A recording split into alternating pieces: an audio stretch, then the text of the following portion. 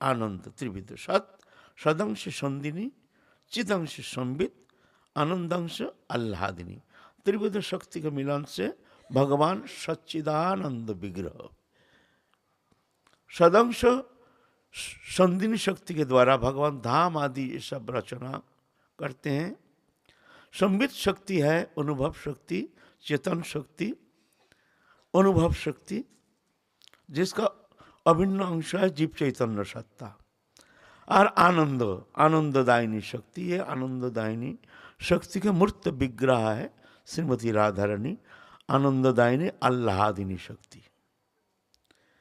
अब जीव शक्ति है तटस्थ शक्ति, बीच में तटस्थ वो भगवान के पास भी जा सकते हैं और संसार में भी आ सकते हैं, ये मायालोक में, इसलिए इसको तटस्थ शक्ति कहते हैं।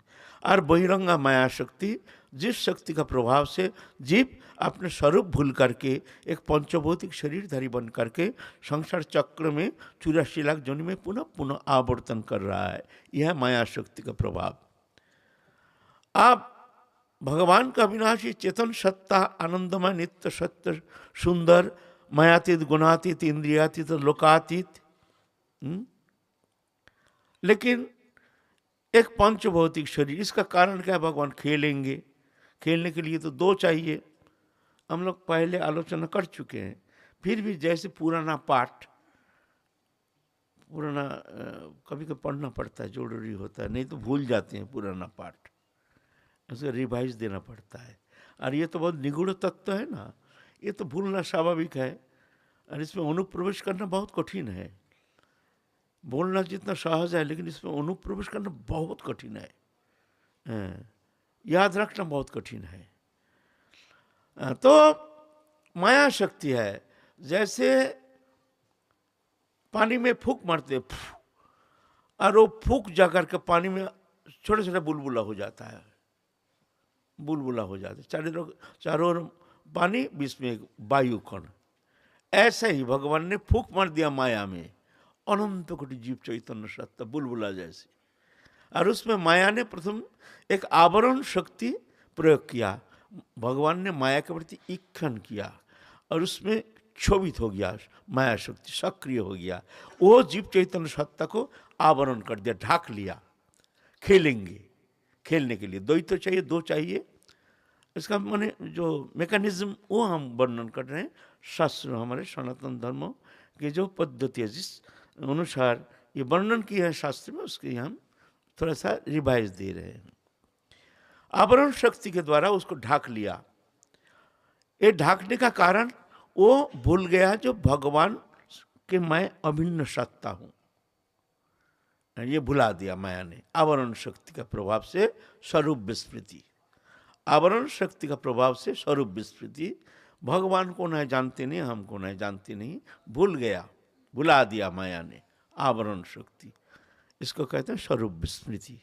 फिर और एक शक्ति उसमें चार्ज किया, विक्षेप शक्ति। ये विक्षेप शक्ति के प्रभाव से भेद बुद्धि पैदा हो गया।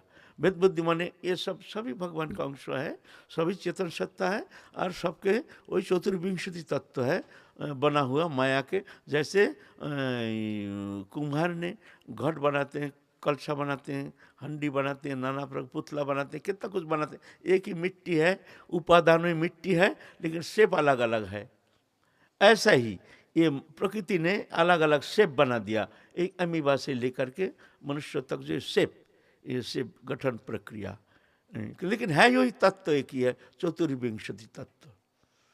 ऐसे ही उसमें माया ने घर बना दिया, पुतला बनाया, उसमें आकर चेतन सत्ता अपने को विलय कर दिया, विलय करके तदात्म हो गया शरीर से पंचभौतिक और चतुर्विंशति तत्व, एक गुणमय शरीर और उसके और स्थूल शरीर। गुणमय शरीर गुण से आवृत हो गया, गुण, गुण माने ये तो है निर्गुण आत्मा, लेकिन गुणमय हो गया, सत्य रजतम तीन गुण तत्सहित प्रकृति के गुण से आवृत हो गया।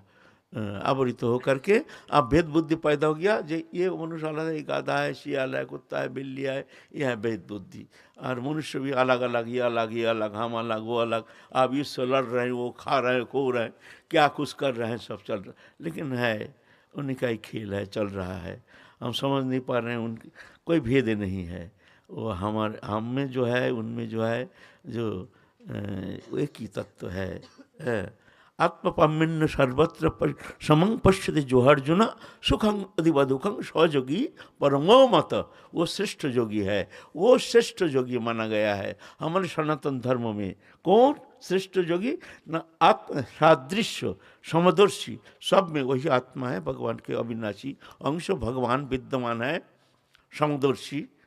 सुखं यदि व दुखं, जैसे अपना सुख दुख हम अनुभव करते हैं, ऐसे ही दूसरा का सुख दुख भी हम अनुभव करते हैं। जो वो भी आत्मा है, वो भी हमारा जैसे ऐसे ही चतुर्विंश तत्व है। भेद सिर्फ एक फिगार है और कोई भेद नहीं है ना। तो ये ऐसे जो है बोलते वो श्रेष्ठ योगी माना गया है।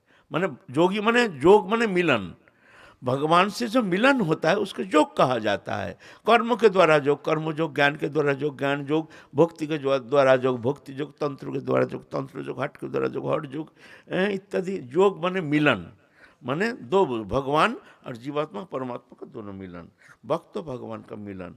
ये मिलन जिस प्रक्रिया के द्वारा होता है उसको योग कहा जाता है। योग माने यौगिक क्रिया नहीं, जैसे योग साधन करते हैं ना, योग साधना, योग साधना माने ये साधना नहीं, ये योग नहीं, ये योग माने मिलन है। यह है मिलन, और तो सर्वश्रेष्ठ मिलन, सहज प्रक्रिया, सहज प्रक्रिया एकमात्र भक्ति मार्ग ही सर्वोत्तम सहज सरल सुगम साधना। भगवान को अपना मान करके, अपने प्रियतमों, सबसे प्रियतमों जान करके उनके साथ एक प्रेममय व्यवहार, ये जो साधना है ये सर्वोत्तम साधना माना गया है, जिस साधना से बहुत जल्दी भगवान प्रसन्न हो जाते हैं, भगवान से मिलन संभव है। और जितना प्रक्रिया है उस प्रक्रिया के द्वारा ये मिलन सहज नहीं है। जोगी नाम अपनी सर्वेशंग मत गतनांतरात्मना श्रद्धावान भजति जो मंग स्वामी युक्तोत्तम मता। ये मेरे उत्तम मत है। तपस्वी अधिक योगी ज्ञानिभ्य होमी मतो अधिक कर्मी भस्याधिक योगी तस्मात् योगी भव अर्जुन। अर्जुन तुम योगी बनो, योगी कर्मी अपेक्षा श्रेष्ठ, तपस्वी अपेक्षा श्रेष्ठ। तपस्वी तपस्या करते हैं, योगी तपस्वी बौद्धिक योगी ज्ञानिभ्य होमी मतो अधिक, ज्ञानी जो है ज्ञान साधना करते हैं उससे भी योगी श्रेष्ठ। कर्मी भस्याधिक योगी, जो कर्मी कर्म योग को श्रेष्ठ मानते हैं उससे भी योगी श्रेष्ठ है। तस्मात् योगी भव अर्जुन, अर्जुन तुम योगी बनो। यहाँ बहुतों कहते हैं जो ज्ञान योग माने जो किताबी विद्या, जो हम लोग जो विद्या अध्ययन करते हैं, ये विद्या है, जो ज्ञान है, ये ज्ञान योग। और कर्मयोग माने जो सकाम कर्मयोगी, उसके साथ उसके बात कहा गया है। लेकिन हम मानने के लिए तैयार नहीं, हम मानने के लिए तैयार नहीं। क्यों? देखिए, एक योगी के साथ योगी का तुलना होता है, एक विद्वान के साथ विद्वान का तुलना होता है। तुलना समपर्याय होना चाहिए। एक विद्वान है, बड़े विद्वान है, और एक मूर्ख है। हम अगर कहें जो ये जो विद्वान है ना, ये मूर्ख से वो बहुत ज़्यादा ज्ञानी है, तो उनका अपमान हो जाएगा। समपर्याय होना चाहिए। ये विद्वान से विद्वान, ये जो विद्वान है, दोनों विद्वान है, इनमें ये श्रेष्ठ, ऐसा तुलना होता है ना। एक वृद्ध से एक बच्चा का तुलना होता है, ये उम्र जो है ना, इनका तो उम्र ज़्यादा है ना, ये बच्चा से तो ये श्रेष्ठ है, इनका ज्ञान ज़्यादा है, अपमान होता है। ऐसा तुलना होता नहीं है, समपर्याय का। तो योगी के साथ योगी का ही तुलना होता है। तो यहाँ कर्मयोगी सकाम कर्मयोगी, सकाम कर्मयोगी, ये कोई योगी होता है कभी? सकाम सकाम जो करते हैं इसको कभी योगी कहा ही नहीं गया है, ये योगी नहीं है। युक्त कर्म फलं त्यक्ता शांतिमाप्नोति नैष्ठिकीम् अयुक्त काम कारण फल शक्ता निबद्धते। गीता कहते हैं युक्त योगी कौन? कर्म फलं त्यक्ता, जो कर्म फल को त्याग दिया है वो है योगी।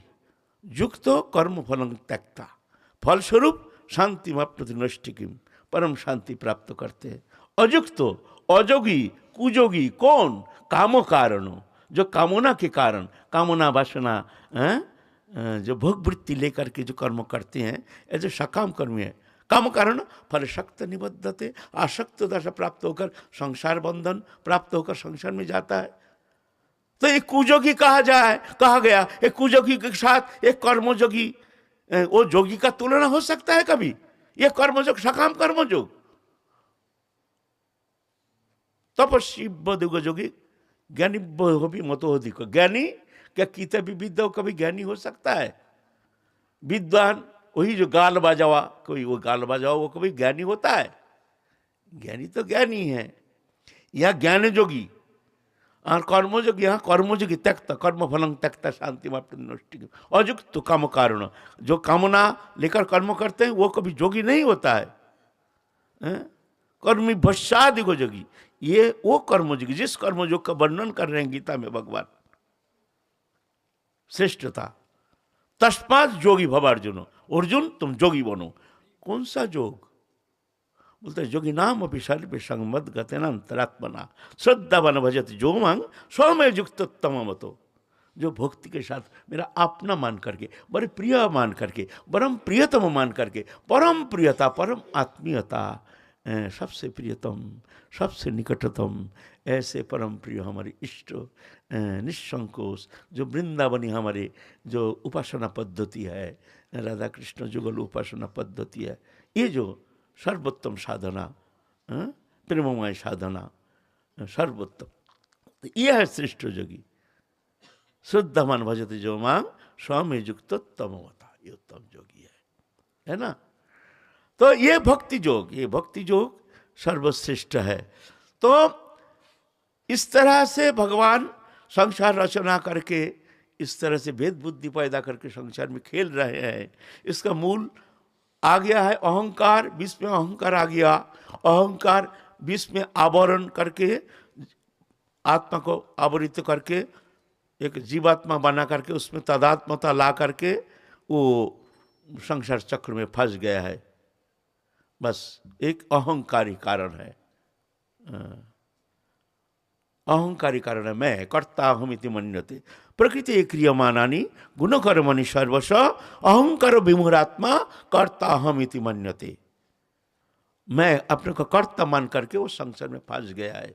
वास्तव में बंधन है नहीं, बंधन हमने स्वीकृति मान्यता दे दिया। ये मैं करता हूँ, ये मैं कर्तृत्वपन के कारण ये संसार चक्र में घूम रहा है। ये भाई मैंपन छोड़ दो, मैं मेरापन छोड़ दो, कर्तृत्व अभिमान छोड़ दो। ब्रह्मण्यध्यायी कर्माणि संघं त्यक्ता करति ज लिप्यते न स्व पापेन पद्मपत्र मिवाम्बसा। भगवान में समस्त कर्म समर्पण करके, ब्रह्मण्यध्यायी कर्माणि संघं त्यक्ता, असंग अनासक्त होकर के जो कर्म करते हैं, लिप्यते न स्व पापेन, वो कोई कर्म में कभी लिप्त होता नहीं है। जैसे पद्मपत्र मिवाम्बसा, पद्म कमल पत्र में जैसे पानी संस्पृष्ट नहीं होता है, ऐसे ही वो कर्मफल में लिप्त नहीं होता है, निर्लिप्त रहता है। ये अहंकारी विश्व में आ गया है, मैं कर्ता कर्ता अहमिति मन्यते। तो ये कर्तृत्वपन जो है यही बंधन का कारण है। यही स्वप्नवत संसार चक्र में जीव अनादिकाल आवर्तन कर रहा है। स्वप्नवत, स्वप्न में कोई शरीर नहीं, संसार नहीं, लेकिन एक शरीर रचना करके, संसार रचना करके हम तो सो रहे हैं, उसमें एक कल्पना करके संसार शरीर रचना करके उसमें सत्य आरोप करके स्वप्न जगत में हम भ्रमण करते हैं। और स्वप्न अवस्था के जो विकार, वो विकारित कर रहा है सोया हुआ जीवात्मा को। वो कुछ करता ही नहीं, सोया है, लेकिन विकारित हो रहा सत्य मानने का कारण। ये तो हम दृष्टांत तो दिए हैं पहले बहुत। जागृत अवस्था में भी ऐसा ही है, वास्तव सत्यता है ही नहीं। इस विषय में हम लोग कई दिन से बहुत सारे दृष्टांत तो दे चुके हैं, जो ये मान्यता मात्र, स्वीकृति मात्र, वास्तव सत्यता है नहीं। हम लोग आलोचना कर चुके हैं, इसलिए पुनरावृत्ति प्रयोजन है नहीं। तो आप क्या करना है? आप ये अहंकार जो है, करता हम, शरीर मैं हूं और शरीर संबंधी वस्तु मेरा है, यह है अहंकार का जड़ वृत्ति, जड़ीय आवरण। ये जड़ वृत्ति ही जीव को बंधन दशा प्राप्त करा करके आत्मा को आवरित करके संसार चक्र में ले जाता है, जड़ वृत्ति, अहंकार का जड़ वृत्ति।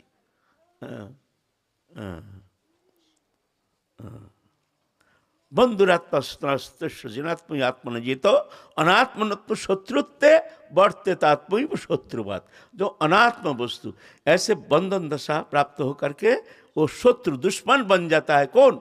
जो ये अहंकार।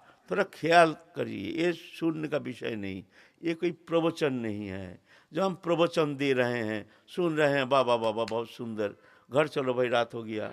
उनके लिए ये सत्संग नहीं है। ये सत्संग बहुत दुर्लभ, कठिन, ये मिलता नहीं है, मिलना संभव नहीं है। क्यों? इसमें अनुप्रवेश करना बहुत कठिन बात है। यहाँ सब आए हैं दूर दूरांत से, सब परमार्थ लोभी। यहाँ जो श्रोता है, ये बाहर में दिल्ली मुंबई में जो कथा प्रवचन होता है ना, वो श्रोता नहीं। वहाँ सब मनोरंजन के लिए जाते हैं, सब हजारों जाते हैं, गाना गाते हैं सुंदर, भावो कितना सुंदर, चुटकुला पुटकुला, नाना रकम मनोरंजक अनुष्ठान, नाना रकम गाते हैं, नाचते हैं, वाह वाह बहुत सुंदर, कितना सुंदर म्यूजिक फ्यूजिक लेकर के यहाँ आए हैं सब परमार्थ लोभी। सब दिल्ली बम्बई कहाँ कहाँ से आए हैं। क्या थोड़ा सा परमार्थ, तो हमारा आत्म कल्याण, हमारे परम कल्याण कैसे हो सकता है? चलो चलो संसार जीवन में ऐसे हम किस तरह से संसार को स्वीकार करके कैसे बंधन दशा प्राप्त हो करके ऐसे घोर संसारी बन रहे हैं। चलो चलो वृंदावन चलो। गुरु कृपा से जिनके भीतर वो चेतन सत्ता जाग गया है, वो आया है परमार्थ लोभी। थोड़ा सा परमार्थ के लिए चलो वृंदावन चलो, वहाँ सत्संग करेंगे, साधु संग करेंगे। ऐसे परमार्थ लोभी श्रोता यहाँ आए हैं। यहाँ ये प्रवचन नहीं है,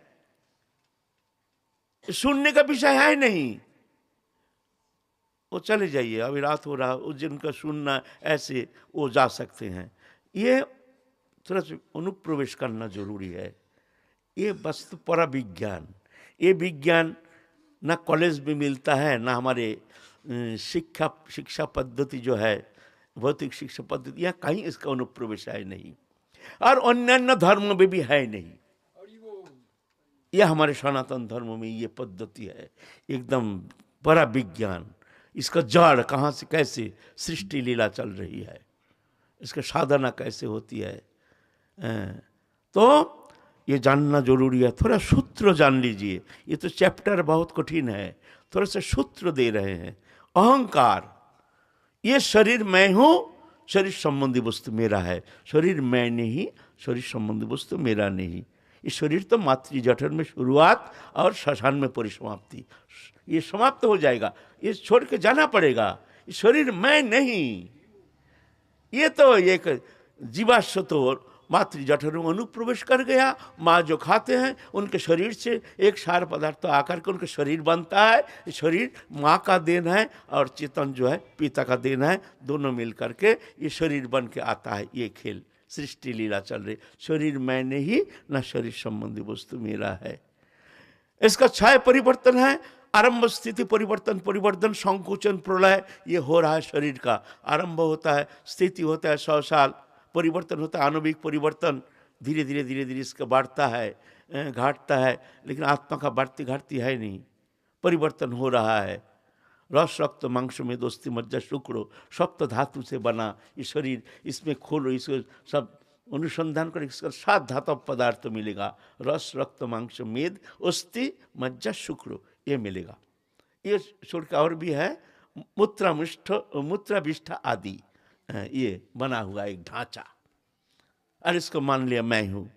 हम लोग बहुत आलोचना कर चुके हैं इस विषय में, प्रतिदिन आलोचना करते हैं थोड़ा सा बहुत। तो इसको मैंने मान लिया मैं हूँ, लेकिन शरीर मैं नहीं। जब बच्चा है तब हम कहते हैं बच्चा है, बचपन गया हम नहीं गए। फिर हम कहते हैं बालक हैं, हम तो बालक हैं, बालपन गया हम नहीं गए, ये घट में है बैठे हैं। या हम किशोर हैं, किशोर अवस्था गई हम नहीं गए। फिर आए जवानी, हम तो जवान है, जवानी गई हम नहीं गए। आए वृद्धावस्था, तो गया कौन और है कौन?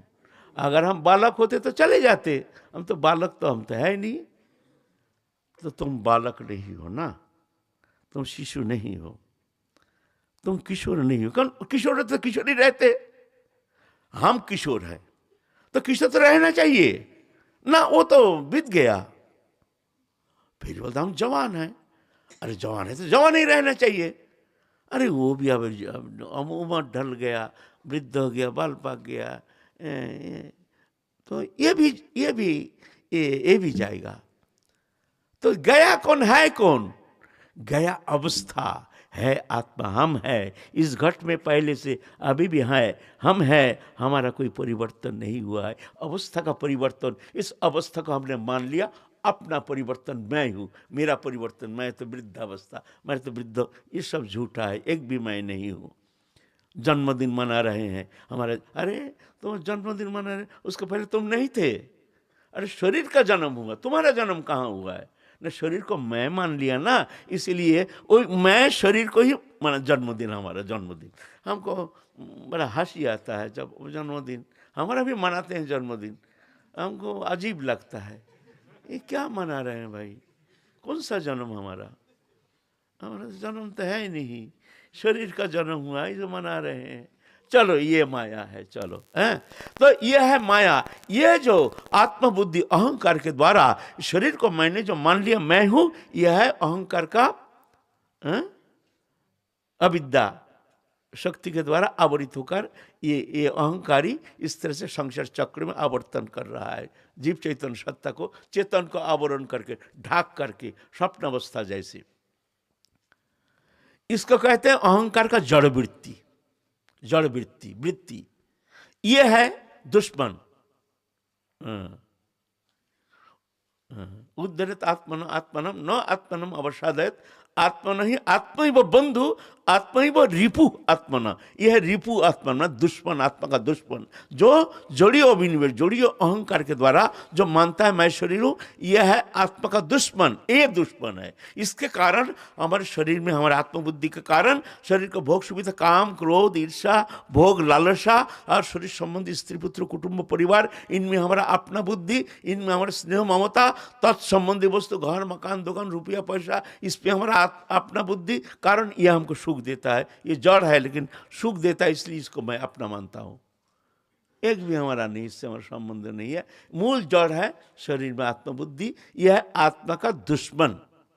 बंधुरात्मा जिनात्म आत्मन जीत अनात्मनत्म शत्रुत्व बढ़ते आत्मा ही वो शत्रुवत, ये शत्रु बन जाता है। ये अहंकार का जड़ वृत्ति। सुन लीजिए, साधना पीछे करना सभी कर रहे हैं, वो पीछे ये भ्रम को मिटाना है। कहाँ भूल हो रहा है, किस भूल के कारण हम संसार में पुनः पुनः आवर्तन कर रहे हैं और आवर्तन करने के लिए आगे चल रहे हैं। आप इससे मुक्ति होने के लिए क्या उपाय अवलंबन करना है? ना अहंकार का चिद वृत्ति, और एक अहंकार का वृत्ति है चिद वृत्ति। चिद वृत्ति वो भी अहंकार है, वो भी मैं हूं, लेकिन वो अलग है। वो कौन है? गुरुदेव विदित करा देते हैं। देखो, तुम शरीर नहीं, शरीर संबंधी वस्तु तुम्हारे नहीं, तुम चेतन हो, तुम आत्मा हो, तुम दिव्य हो, तुम मायातीत, गुणातीत, इंद्रियातीत, लोकातीत। देखो ये स्वरूप दे दिया गुरुदेव ने तुमको, एक मंजरी स्वरूप, मंजरी स्वरूप दे दिया। नाम रूप वर्ण वस्त्र अलंकार सेवा कुंज स्थिति आदि, ये तुम्हारे राधारणी के सहचरी स्वरूप, चिन्मय दिव्य, ये मायातीत, गुणातीत, ये चिंतन करो। तुम कौन हो? मैं राधारणी के सहचरी हूँ। ये चिन्मय चिद विषय, यह है अहंकार का चिद वृत्ति। ये चिद वृत्ति में हमको ये वृत्ति को परिवर्तन लाना है। मैं शरीर नहीं, शरीर संबंधी वस्तु मेरा नहीं, मैं राधारणी को हूँ, राधारणी मेरी है। अब चिंतन शुरू हो गया हमारा, मैं ये शरीर में हूँ लेकिन ये शरीर नहीं, इससे अतीत हूँ मैं, इससे हमारा कोई मतलब नहीं, ठीक है। ऐसे चिंतन करना पड़ेगा। प्रथम स्वरूप जागरण, संबंध बोध, फिर अभिधेय, फिर प्रयोजन। संबंध राधारणी से हमारा नित्य संबंध, ये बोध करा देते हैं गुरु। फिर अभिधेय कैसे प्राप्त करेंगे? ना भक्ति के द्वारा, साधन भक्ति, फिर भाव भक्ति, फिर प्रेम भक्ति, है ना। ये हमारे साधना का प्राण केंद्र। तो साधना शुरू करते हैं। प्रथम साधन करते करते उसके अंदर जो परिवर्तन आना शुरू होता है, प्रथम में ही उसको एकदम भगवत प्राप्ति व एकदम उस तुरीय स्थिति में, ऐसा नहीं। समय लगेगा, धीरे धीरे धीरे धीरे। हम बताए हैं एक सुंदर डिब्बा में हम हींग रखे हैं बहुत दिन, लेकिन देखें इस डिब्बा को, इसमें हम कुछ बढ़िया वस्तु रखेंगे, बढ़िया सुंदर डिब्बा है, हींग को अलग करके धो धा के सुखा के देखते हैं हींग का गंध गया नहीं। यार गंध, हींग तो है ही नहीं, गंध क्यों नहीं गया? न उसका अनुपूर्वन में वो हींग और बहुत दिन रहने का कारण वो गंध इस तरह से घुस गया जो जाता नहीं। इस तरह से हम भी जब साधन में आग्रह करते हैं तो हमारे भीतर पूर्व संस्कार जो है ये हमको आकर्षित करता है, अच्छा लगता है, चिंतन करते, लेकिन नहीं, हम चाहते नहीं हैं, हम चाहते हैं इससे हम मुक्त हो जाएं, लेकिन होने से क्या होता है? अतकन प्रयुक्त यंग पपंग चढ़ती पुरुष अनिच्छन्न वाष्णव बलादिप नियोजित। लेकिन यह है हींग का गंध, है नहीं, हींग का गंध जैसे हमारे संस्कार वो हमको आकर्षण करता है। तो धीरे धीरे प्रथम शुद्धा साधु संग भजन क्रिया, अनर्थ निवृत्ति, निष्ठा, फिर रुचि, कल हम लोग इस विषय आलोचना किए हैं, फिर आसक्ति दशा भी आलोचना किए हैं, फिर भाव दशा, कल हम लोग भाव दशा तक गए हैं। मूल है वो तुम्हारे वृत्ति, चिद वृत्ति, चित जागरण, माने मैं शरीर नहीं, शरीर संबंधी वस्तु मेरा नहीं, मैं राधा रानी को, राधा रानी मेरी है, ये दुनिया से हमारा कोई लेना ना देना, मगन रहना, दुनिया का मेला मैं अकेला, बस ये भावना, उसको पकड़ लो। ये अंतर जगत के विषय, बहिर्जगत का विषय नहीं, ये देहदैहिक विषय नहीं है। ये नहीं तुमको जंगल जाना पड़ेगा, घर में रहो, घर में रह करके स्त्री पुत्र कुटुंब लेकर के जैसे रह रहे हो ऐसे रहो, ये भ्रम है। ये कोई कहता है जो भाई घर बार छोड़ करके वहाँ चलो, फिर भजन करना है, जंगल जाना है, नहीं तो भजन, ये बेकार बात है, ये बेकार बात है। ऐसा नहीं, जहाँ हो वहीं रहो, ये वृत्ति का परिवर्तन लो, जानो जी ये माया है, ये नाटक है, ये हम आए हैं, जैसे परदेश जाते हैं, कहीं हम मकान लेते हैं किराए में, 2 दिन के लिए रहना है, वहाँ अगल बगल जो रूम में रहते हैं थोड़ा परिचय करते हैं, उठते हैं बैठते हैं, लेकिन जाते समय भैया चल रहे हैं, जा रहे हैं, अब घर जा रहे हैं, है ना। ऐसा ही संसार को जान लो, धर्मशाला है, ऐसे जानकर संसार में रहो तो संसार तुम्हारा बंधन का कारण नहीं होगा। वृत्ति का परिवर्तन लाना है, संसार का ये, इसको परित्याग करके जाने से कुछ नहीं होता है, बेकार बात है। जो बोलते हैं वो झूठ बोलता है, वो जानता नहीं है। जंगल क्या मंगल करेगा? हमारे भीतर अगर भोग वासना है, अगर हमारे भीतर जोग वासना है, भगवत प्राप्ति जीवन का उद्देश्य हो, कोई वस्तु पदार्थ तो हमारा नहीं है, ऐसे जान करके भगवत चरण में मन है, तो संसार उसका क्या नुकसान करता है? संसार उसका कोई नुकसान कर नहीं सकता है। संसार क्या है? वासना ही संसार, स्त्री पुत्र कुटुंब परिवार संसार नहीं है, मोह ही संसार। अगर मोह नहीं है, वासना नहीं है, तो हमको कहीं भी रहो ना भाई। हम जो यहाँ रह रहे हैं, आपका कै जन घर में मेंबर है बोलिए? हमारा मेंबर जानते हैं, हमारे सुबह तो हमारा 200 मूर्ति प्रसाद पाता है, 200-300। शाम को भी ये देखेंगे, अभी देखो पंकज चलेगा, क्या मिलेगा? किस लिए, किस लिए हम इतना परिश्रम कर रहे हैं? रसोई करो, कोई भूखे हैं फिर रसोई करो, आपसे बहुत बड़ा संसार है हमारा।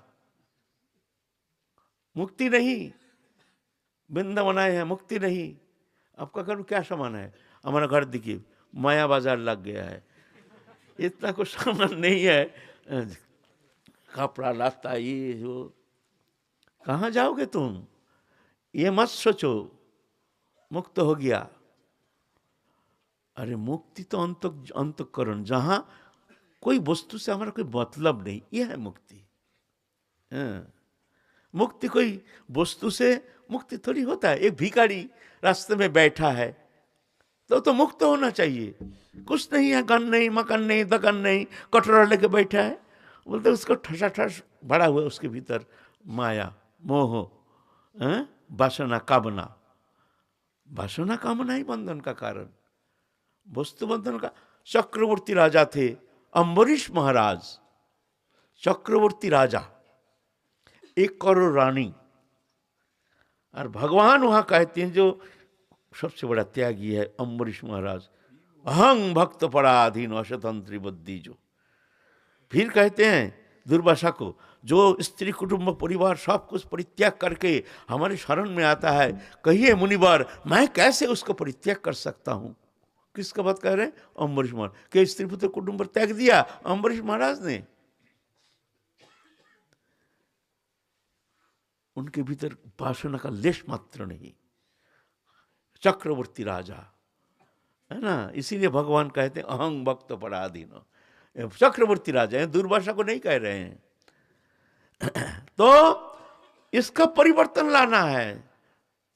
घर छोड़ के जंगल जाने से कुछ नहीं होता है, जाने से भी कुछ लाभ नहीं है। हम तो कहते हैं जिसका मन में ऐसे है भावना, जो हम एकांत में रह करके भजन करेंगे, घर में भजन होता नहीं है। हम कहते हैं 15 दिन का छुट्टी लेकर वृंदावन में एकांत घर लेकर के तुम अकेला रहना, मोबाइल भी सामने साथ नहीं रखना, थोड़ा रह के दिखाओ, तुमको पता चलेगा जो त्याग वृत्ति क्या होता है। देखो कि 3 दिन रहने के बाद तुम्हारी चांदी माथा फट जाएगा। घर जाएंगे ना जाने क्या हो रहा, अरे बाल बच्चा है उसका क्या हो रहा, हम तो यहाँ आके दरजा बंद करके बैठे हैं। पता चलेगा, करके देखो। इतना सहज नहीं है, इसीलिए सुंदर है। जैसे हो तैसे हो, घर में रहो, सभी रहो, देखो, लेकिन जानो इससे तुम्हारा कोई मतलब नहीं, बस हो गया। तो घर तुम्हारा बंधन का कारण नहीं होगा। खूब खाओ, खूब पियो, स्त्री पुत्र कुटुंब लेके खूब रहो, कोई मना नहीं। सिर्फ क्या, ये इससे तुम्हारा कोई मतलब नहीं। तुम राधा रानी के हो, राधा रानी तुम्हारी है, बस ये जान लो। तो था कि मुक्ति तुम्हारे, तुम मुक्त हो। मुक्ति होगी नहीं, बोले मुक्ति होगी, बोले मुक्ति नहीं, मुक्त तो तुम हो। इस भावना जिस दिन तुम्हारे भीतर आ गया, उसी दिन तुम मुक्त हो। मुक्त होता है, हमारा बंधन ही है नहीं, मुक्त कहां से होगा? आत्मा का बंधन कहाँ? मुक्त तो है ही है। स्वप्न है, स्वप्न टूट गया तो बस समाप्त हो। ये स्वप्न है संसार, संसार स्वप्न मान, विषय विपत्ति जान, नरतन भजन का मूल। स्वप्न टूट गया तो बस मुक्ति। तो ये है, इस तरह से हमको चित्त वृत्ति का जागरण ये होना जरूरी है, जो हमारे नित्य संबंध राधा रानी से। तो इस तरह से साधक साधन करते करते करते करते फिर इधर प्रथम जो भजन करते हैं अनिष्ठिता भजन, उसमें कृष्ण प्रेम 4 आना, देव प्रीति 16 आना, निष्ठिता भजन में कृष्ण प्रेम 8 आना, शरीर प्रीति 12 आना, 4 आना नष्ट होता है। रुचि में कृष्ण प्रीति 12 आना और शरीर प्रीति 8 आना नष्ट होता है, 8 आना रहता है। 8 आना माने आधा आधा, 16 आना माने 8 आना। फिर आसक्ति में कृष्ण प्रीति 16 आना, शरीर प्रीति 4 आना, 12 आना नष्ट हो जाता है। माने आसक्ति रहता नहीं है उस समय, माने कोई माया मोह ममता ये सब उनको बंधन नहीं कर सकता है। भगवान में मन एक तल्लीनता तन्मयता ऐसे के भाव उसमें पहुंच जाते हैं। एक क्रमिक है।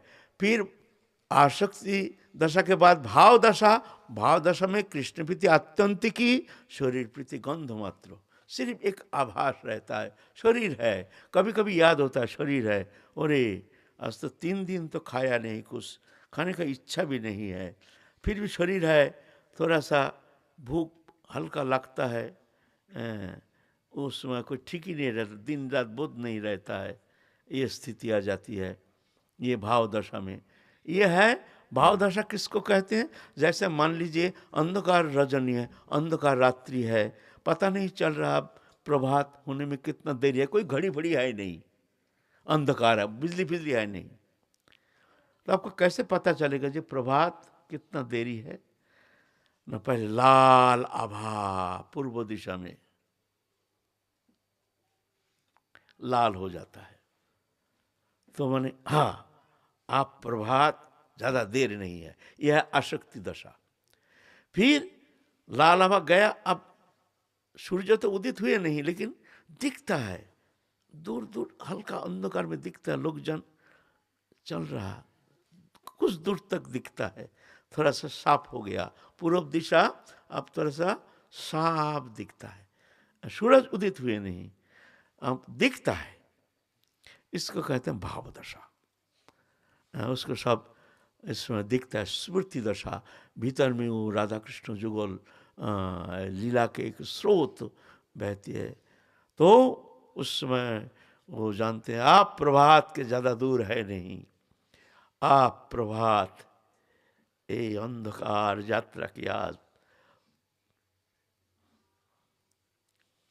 प्रभात।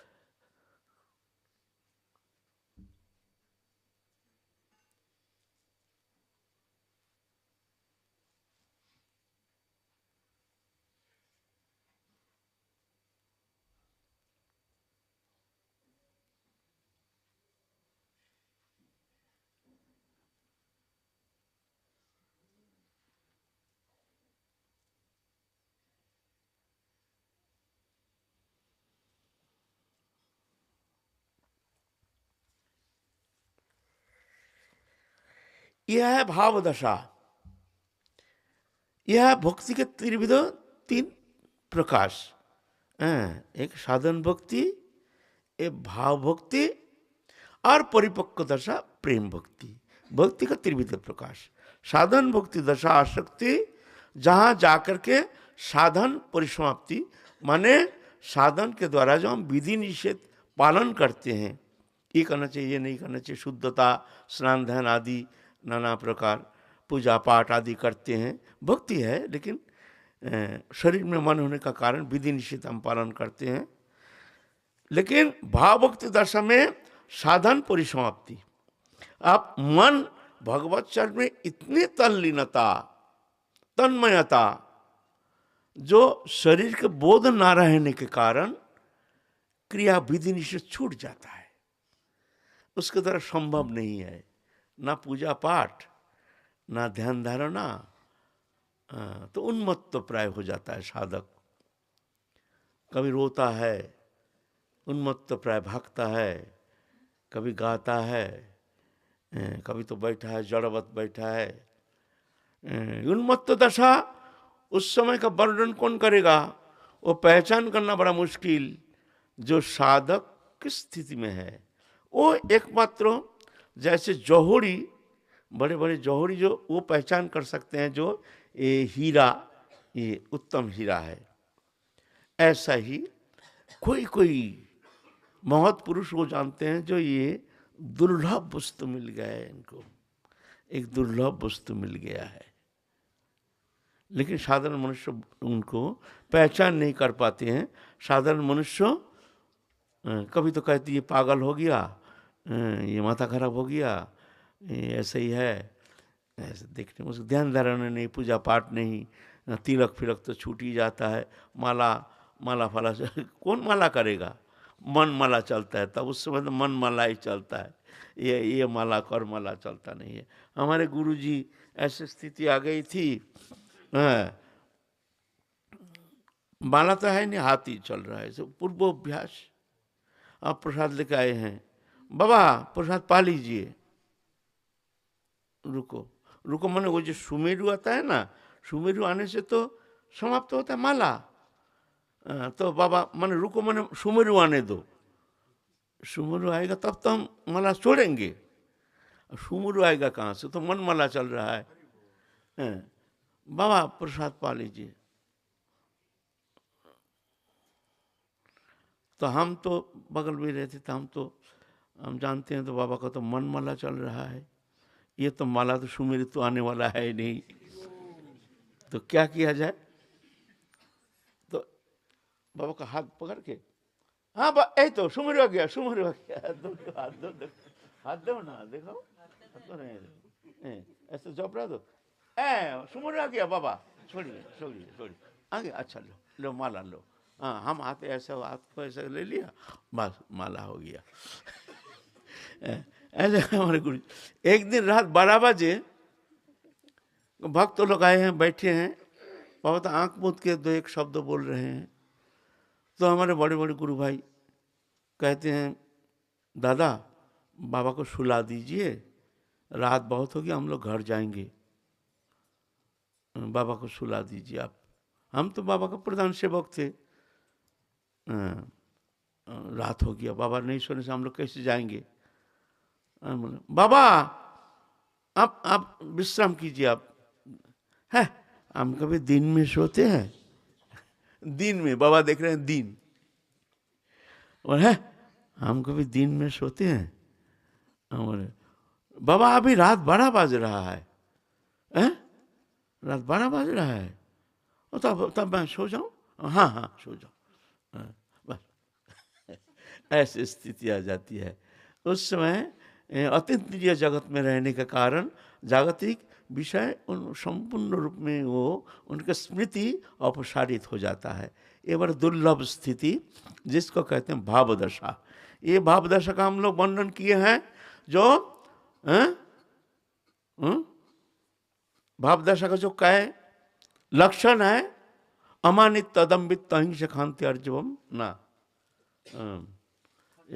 खांति अव्रत कालत्तंग विरक्तिमान शून्यता आशाबद्ध समुत्कंठा नाम गणे सदारुचि आसक्ति तद गुणक्षणे बसती तद बसती स्थले। ये लक्षण उनमें स्वाभाविक देखने में आता है। खांति किसी भी अवस्था में चित्त विक्षेप होता नहीं, चाहे प्रलय हो जाए। इतना मन की स्थिति माने ऐसे एक निरापद स्थिति में पहुंच जाते हैं जहां अंतर जगत में भगवत चिंतन में ऐसी एक स्थिति हो जाती है। अव्यर्थ कालत्तंग पलक समय भी वृथा नहीं, विरक्ति संशय दृश्यमान समस्त वस्तु पदार्थ से पूर्ण अनासक्ति, मान शून्यता, चाहे गाली दो थप्पड़ मारो कुछ भी करो, उनका कोई उस पर कोई मान अपमान बोधी है नहीं।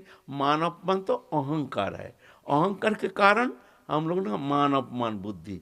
कोई अपमान करता है तो बड़ा खिन्न हो जाता है मन, इसी हमको ऐसा अपमान कर दिया, ये अहंकार है। सम्मान कर दिया तो फूल जाते हैं, हम देखो कितने बड़े हैं, हमारे कितने सम्मान है, उसमें बड़ा गर्वबोध करते हैं, ये अहंकार है। तो विद्युत जन जो है, जो परमार्थ लोभी है, वो ख्याल करेंगे अपना अंतर जगत में, क्या तुमको सम्मान अच्छा लग रहा है? अगर लगता है सावधान हो जाओ। अच्छा किसी ने अपमान कर दिया, तुम्हारा मन बहुत खिन्न हो गया, तो समझ लेना तुम्हारा अहंकार है। एक दिन चंद्र सरोवर रहते थे। हम तो पैसा छूते नहीं थे उस समय।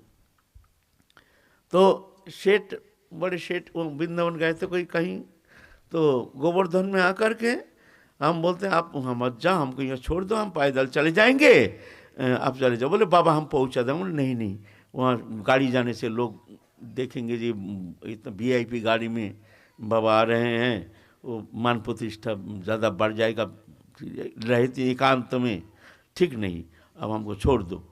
तो वो छोड़ के तो चले गए।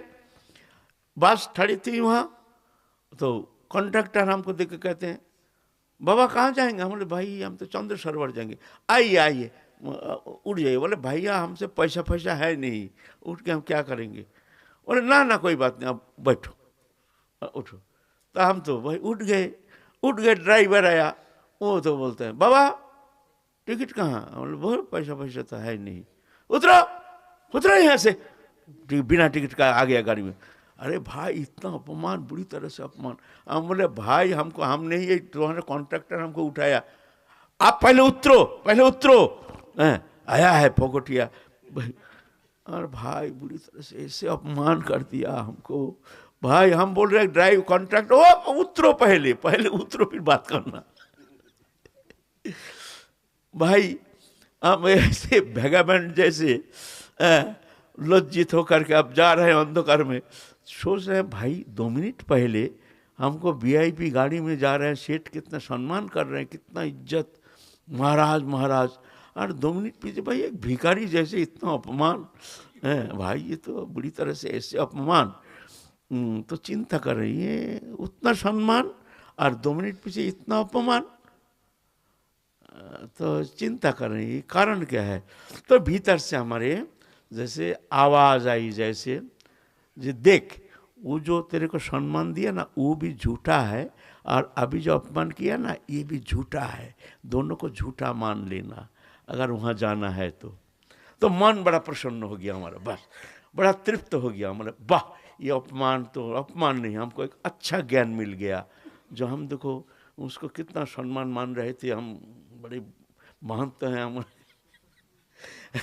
तो दोनों झूठा है, सम दुख सुख शस्त्र समलोष्ट सकांचन प्रिया प्रिय धीर तुल्य निंदा संस्तुति मान अपमान तुल्य तुल्य मित्र हरिपक्ष सर्वरंबा परित्यागी गुणातीत सउच्यते। हाँ, देख तो रहे हैं।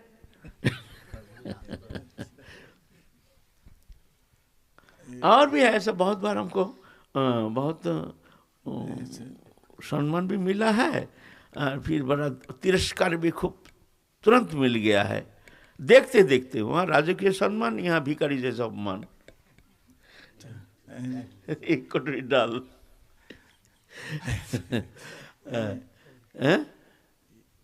अच्छा, सम्मान की इच्छा तो नहीं रहती वैसे, पर अपमान में कष्ट जरूर। वो तो अपमान में कष्ट है, मतलब सम्मान तो है, बोध है ही, नहीं तो अपमान में कष्ट होना ही नहीं चाहिए। तुम्हारा अपमान में अगर तुम बोला हमारा तो सम्मान पाने की इच्छा नहीं है, लेकिन अपमान में हमारा बड़ा कष्ट होता है, ये झूठ, तुम झूठ बोलते हो, ये बराबर है। जितना अपमान बोध उतना सम्मान बोध, ये रहेगा ही, ये रहेगा ही, ऐसा नहीं होता है। तो जो परमार्थ लोभी है वो इस विषय पर ख्याल रखेंगे, तुम्हारे ये मान अपमान, ये बड़ा, ये अहंकार, ये आगे बढ़ने नहीं देते हैं। सबसे बड़ी बात है, अगर प्रतिष्ठा बुद्धि, ये जो धीरे धीरे अहंकार को बढ़ा देते हैं, साधु को बढ़ा देते हैं, और उसका अहंकार पुष्ट, तो मैं बड़ा बड़ा महंत हूँ, बड़ा त्यागी हूँ, बड़ा भजनानंदी हूँ, ओफ चल रहे हैं, जब माला दे रहे हैं, पहना रहे हैं, बीज भी सब चल रहे, साथ साथ हम भी ऐसा देख रहे हैं, बड़े जैसे कौन लोग से आ रहे हैं। ये अच्छे लक्षण नहीं है, ये बहुत समझना चाहिए। तुम्हारा अमंगल का सूचना हो रहा है, तुम्हारे लिए अमंगल का सूचना। देखने में लगता है अमृत जैसे, लेकिन वह जहर पैदा हो रहा है। सावधान रहना चाहिए इस विषय में, साधक के लिए बहुत कठिन डगर है, ऐसा ना। तो इसीलिए साधक की अहंकारी तो जड़ है ना। हमारे राधा ने उनके चरण प्राप्ति, प्रेम प्राप्ति के बाधक जो ये अहंकार है, इसको मिटाना है पूरा। जस्य नहंकृत भाव बुद्धि जस्य न लिप्यते हत्यापि सैमल्लोक न हंति न निबद्धते। जस्य न अहंकृत भाव, अहंकार को मिटाना है, और यही हमारा भीतर आ जाता है ना। ये इसका नाना प्रकार रूप है। कभी भक्ति का रूप लेकर आ जाता है, भक्ति के देखने में को भक्ति, किंतु भीतर में अहंकार है, भीतर अहंकार भक्ति का रूप धारण करके बैठे। हम में बहुत भक्ति के प्रकाश है, हम में राधा रानी की बहुत कृपा है, हम बहुत दीनहीन है, हमारे भीतर बहुत दीनता है, लेकिन है अहंकार उसमें। तो हमारे आलोच्य विषय चल रहा है, आप राधा रानी से मिलेंगे, ये जड़ीय ग्रंथि ये मुक्त होकर के हम अपने स्वरूप में स्थित हो जाएंगे। जिस स्थिति में जा करके हम राधा रानी को प्रेम प्राप्ति करके उनकी सेवा प्राप्ति करेंगे, उस स्थिति में जाना है। आज तो हुआ नहीं, हम काल चलेंगे। फिर प्रेम पर्याय में किस तरह से साधक कैसे दर्शन करते हैं, उस विषय में हम काल फिर आलोचना करेंगे। ये जो आप नित्य स्वरूप का चिंतन करने के लिए आप कहा है, तो सबको तो मतलब गुरुजी ने स्वरूप दिए नहीं, केवल हरिनाम दिए, तो वो कैसा वो अपने को चिंतन में मतलब शुरुआत करेंगे? स्वरूप ना दे माने हम शरीर नहीं, शरीर संबंधी वस्तु हमारा नहीं है। हम चिन्मय है, दिव्य है, नित्य है, मायातीत, गुणातीत, इंद्रियातीत, लोकातीत, ऐसे भावना करो। बस स्वरूप मत चिंता करो, इतना तो चिंतन करो, इस शरीर में नहीं, शरीर संबंधी वस्तु मेरे नहीं, मैं चिन्मय हूँ, मायातीत, गुणातीत, इंद्रियातीत, ऐसे चिंतन करो। बाबा के विषय को हमें थोड़ा सा जिज्ञासा के लिए, आप श्री ने कहा था ब्रह्मण्याधाय कर्माणि संगम त्यक्त्वा करोति यह, तो जिनका विवेक परिष्कृत हो चुका है उनका तो स्वाभाविक ब्रह्मार्पण हो रहा है, उनको कुछ करना नहीं पड़ रहा। पर जो आरंभिक साधक हैं, पर लालसा है, पर अभी विवेक किंचन मात्र भी नहीं है, वो कैसे बिल्कुल सामान्य साधारण सा कोई ऐसा अभ्यास जिससे कर्म का ब्रह्मांडपन उनका आरंभ हो सके, आप कृपा करेंगे। ना ब्रह्मार्पण माने भगवान में कर्म समर्पण। कर्म समर्पण क्या है? हम समर्पण कर रहे हैं, ये तो शब्द ही भूल है। समर्पण कैसे होता है? तुम करोगे मतलब तुम तो हो ना, तो तुम कैसे समर्पण कर लिया अपने आप को? जब तुम कर रहे हो माने तुम अलग हो, कर्म समर्पण कर रहे हो, सब कुछ समर्पण कर रहे हो, तुम कर रहे हो माने तुम हो ना। ये नहीं, तुमको ही समर्पित होना है। राम के गाय श्याम को बेच देने से जैसे उस गाय के भरण पोषण के लिए हमारा चिंता करने का अधिकार है नहीं। आपके गाय आपने बेच दिया, श्याम को बेच दिया, दूसरा दिन वो देखते हैं धूप में ठहरा करके रखा है, पानी भी देता नहीं है, धूप में ठहरा करके रखा है, भूस फूस भी देता नहीं है ठीक से। तो आप दूसरा दिन जाके अगर कहेंगे भाई आपको हम गाय बेच दिया, अब गाय को भूस नहीं देते हो, पानी नहीं देते हो, धूप में ठहरा कर रखते, ठीक नहीं है। बोले तुम्हारा अधिकार है नहीं, तुमने बेच दिया है, अब तुम्हारा नहीं। वो भूस दे ना दे, धूप में रख के कुछ भी करे। इस तरह से जो अपने आप को समर्पण कर देते हैं उसका अपना चिंता करने का कोई अधिकार है नहीं, उतना सहज नहीं है आत्मसमर्पण। आत्मसमर्पण माने क्या है? छोड़ देना है, प्रभु के ऊपर समर्पित होना है। माने शरणागति माने निश्चिंतता। सुन लो, शरणागति माने निश्चिंतता। अगर चिंता आ गया तुम्हारा शरणागति अभी हुई नहीं। चिंता के क्यों? अरे ये नहीं हुआ, वो नहीं, ये करना है, हाय हाय हमारा क्या होगा, अभी तो हमारा क्या होगा। हम तो ये जब तुम चिंता कर रहे हो मैंने अभी तक तो समर्पित नहीं। समर्पित मैंने निश्चिंत, जो हो रहा, मृत्यु आ गई है, बढ़िया है। कल हम दृष्टांत तो दिए है ना, एक नाव में करके जा रहे हैं साधु, नाव में पानी भर रहा था, ऐसा एक जी उतना सहज नहीं। सबसे कठिन साधना शरणागति। वहां किसी भी परिस्थिति में चाहे आंधी आ जाए, तूफान आ जाए, विपत्ति आ जाए, मृत्यु आ जाए, घबराते नहीं है। तुम जानो तुम्हारा है, हम तो तुम्हारे हैं। मृत्यु को स्वीकार कर लेते हैं, आ जाओ प्रभु की इच्छा, चलो हम चलेंगे। ऐसा एक जी आप श्री जो बोलते हैं, जो मनुष्य की करे आशा उसका क्या है विश्वास। बड़ा कठिन लगता है कि मनुष्य की मनुष्यवत, हम तो मनुष्य होकर के ही यहाँ विचरण कर रहे हैं, और मनुष्य छोड़ कर के ये ना मनुष्य के किसी का आशा ही नहीं। जदृच्छलभ संतुष्ट दंडातीत विमत्सरो सिद्ध सिद्ध कृत्यापि न निबद्धते। जदृच्छलभ संतुष्ट, जैसे तैसे जो भी मिल जाए संतुष्ट। जदृच्छलभ संतुष्ट दंडातीत विमत्सरो। जैसे बाबा माधुकरी में अगर जाना पड़ता है तो हम किसी को आशा लेके ही तो जा रहे हैं। ना आशा नहीं, ये तो हमारी ड्यूटी है, हमको करना पड़ेगा। प्रभु ने झोली दे दिया, हम झोली पहनना है। वो मधुकरी करने का भी बहुत तरीका है, ऐसा नहीं। घूंघट दे देगा, मुंह नहीं देखेगा, खाने का बात जाएगा किसी का घर, अरे एक घर में रोज नहीं जाएगा, माथा नीचे करके ऐसे झोला फेरेगा, मौन रहेगा, कौन है देखेगा भी नहीं।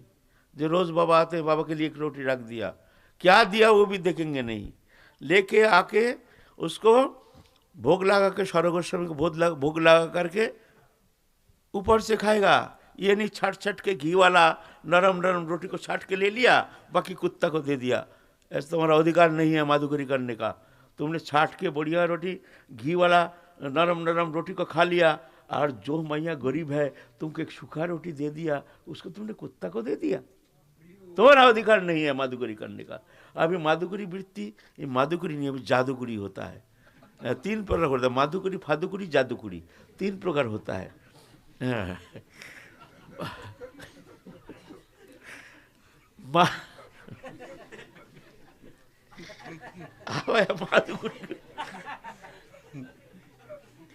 माधुकरी हम जो कह रहे हैं ये है माधुकरी। राधेश्याम कहेंगे मुंह नहीं देखेंगे, परिचय नहीं करेंगे, खाने का बाद जाएंगे, देखेंगे नहीं कौन है, उनका बाज गया तो देंगे, नहीं तो नहीं देंगे। यह है माधुकुड़ी। और जो खाएंगे ऊपर से खाएंगे रोटी, जितना जरूरत है उतना लेंगे, ज़्यादा नहीं लेंगे, फिर ऊपर से खाएंगे। ये नहीं जो छाट के नरम घी वाला चपका वाला छाट छाट के ले लिया, बाकी कुत्ता को दे दिया, आजा भक्तदास आजा, ऐसा नहीं, ऐसा नहीं।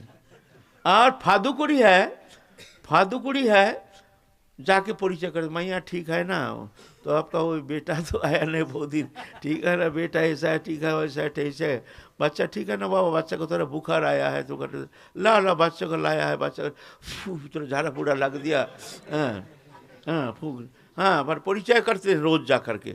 मैया भी देखते हैं बाबा बड़ा चोखो बाबा है, बाबा के लिए 2 परोठा रख देते हैं, बाबा आएंगे दोपहर के समय, अच्छा परोठा सब्जी उनके लिए। यह फादुकुड़ी, ये माधुकुड़ी नहीं, फादुकुड़ी हो गया। हाँ, और जादूकुड़ी है, वो तो वही उसका तंत्र कवच देते हैं, उसको फूक देते हैं, उसका ये हुआ, उसको कुछ मंत्र फूक देते हैं, ये है जादूकुड़ी। अरे बाबा, बाबा बड़ा तांत्रिक है, बहुत कुछ जानते हैं। और बाबा के लिए स्पेशल दूध, घी, फिर बाबा के लिए बढ़िया बढ़िया परोठा बाबा के घर पहुंचा देते हैं। बाबा बच्चा का ये हुआ, थोड़ा झाड़ा लगा दो, बाबा हमने फूक कर दिया, बस इसको कहते हैं जादूकुड़ी। ये चलता नहीं है। ये सब परमार्थ लोग जो भजन करना चाहते हैं उसका माधुकुड़ी करने का अधिकार है नहीं। इससे तो जैसे आता है ऐसे खा लो, ठीक है, लेकिन माधुकुड़ी भिक्षावृत्ति सबके लिए ये अधिकारी नहीं है। मधुकरी वाले भी जो मान सम्मान में, यहाँ मान सम्मान, यहाँ पर भी रुकावट आ देता जो तो माधुकुड़ी वृत्ति तो इसलिए माधुकुड़ी क्यों दिया है? ऐसा हमारे यहाँ भाई खाने का कोई अभाव है? हमारे यहाँ अंत को सब जाते हैं माधुकुड़ी झोली फेरने के लिए, क्यों भाई? हमारे यहाँ खाने का कोई अभाव है ना? भिक्षावृत्ति पवित्र अन्न होता है, ये खाने से तो जाके भजन होगा, ये पवित्रता। क्यों माधुकुड़ी? क्यों? इसलिए माधुकुड़ी है सबसे भिक्षावृत्ति हीन वृत्ति, ये सबसे हीन है। कोई तो फटकार देते हैं, कोई घृणा दृष्टि से देखते हैं, रास्ते में कोई गाली देते हैं, भिखारी यहाँ से बक, सहन करना पड़ेगा तुमको, तुम्हारा अहंकार को मार मार के नष्ट कर देंगे तुम। भिखारी, भिखारी माने सबसे हीन, माने तुम्हारे जो अहंकार है भीतर में ना, उसको वो मार मार के नष्ट कर देंगे, फिर जाकर तुम भगवान के पास पहुंचोगे। तो ये अहंकार को नष्ट करने का एक उपाय विशेष है माधुकुड़ी वृत्ति, खाने के लिए नहीं। हमारे ये खाने का खूब है, हम भी तो सोचते हैं हम माधुकुड़ी करेंगे, लेकिन क्या करें, हमारे तो शुगर हो गया, अब रोटी सहन नहीं होते, नहीं तो हम भी माधुकुड़ी जाते। इतना दिन माधुकुड़ी करके ही खा के आए हैं, है ना। बहुत पवित्र अन्न होता है, भिक्षावृत्ति का अन्न जो पवित्र, वो खाने से तब ना भजन होगा, है ना। सेठ का माल खाने से थोड़ी होता है, ऐसा नहीं है। पहले तो जीभा लालसा इसको परित्याग करके इस तरह से भिक्षावृत्ति के द्वारा अपना भजन करना, ये उत्तम उपाय है। अच्छा, हम काल चलेंगे। जय जय काल से हम प्रेम पड़ जाए, किस तरह से दर्शन, जैसे हमारे आचार्यों ने वर्णन किए हैं तदनुसार हम लोग काल फिर आगे चलेंगे। चिद वृत्ति का जागरण। जय जय।